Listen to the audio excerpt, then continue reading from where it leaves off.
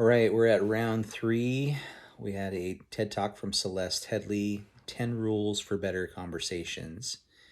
And she went into quite a bit of discussion about how we converse back and forth and what that looks like in our modern day. I thought it was pretty interesting. Towards the end of her intro, she made a statement that conversation requires a balance between talking and listening. And somewhere along the way, we lost the balance. I was struck by that thought, that premise, and I was just kind of researching that, looking into that a little deeper. And I thought it was interesting. I found that conversation was often defined using the word talk or oral communication. So while we might apply the word conversation to something we do online or electronically, really conversation might be more applicable to the original intent or the way we used to conversate in person.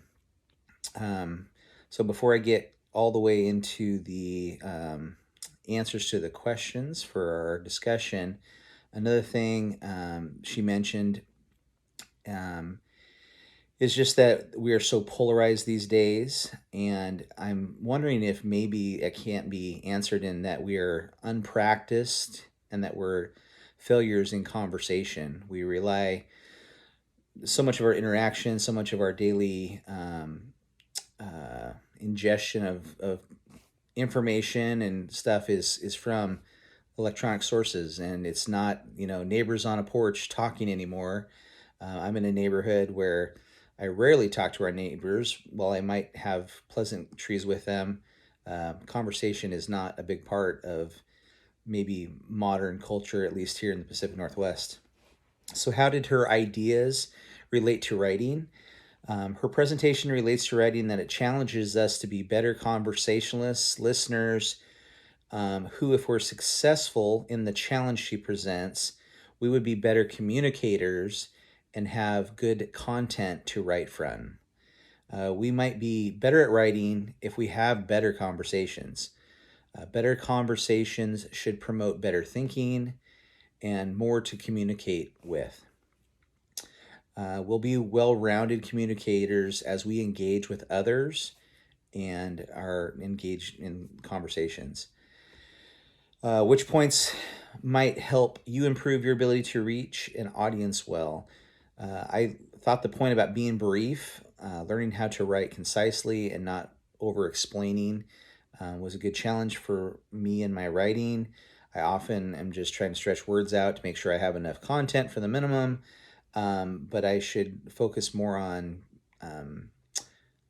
communicating the thoughts well, but not with over too many words.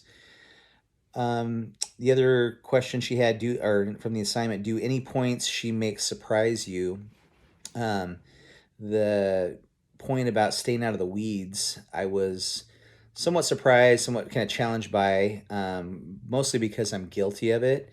I come from a long line of long-winded storytellers, people who communicate, sharing tiny little details that ultimately don't really help our story.